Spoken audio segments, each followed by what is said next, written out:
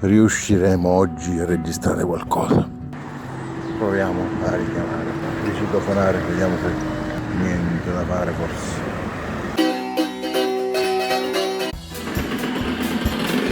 È arrivato Salvo9, è arrivato. Non lo finiremo mai questo disco.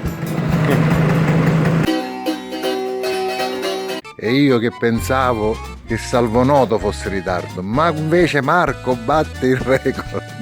Ah, quando la va a fare sto disco, mai?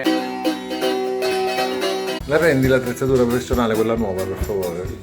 Qual è questo qua? Lo Sbrix? Ah, lo Sbrix 25.9. Fai vedere bene perché non si sa mai.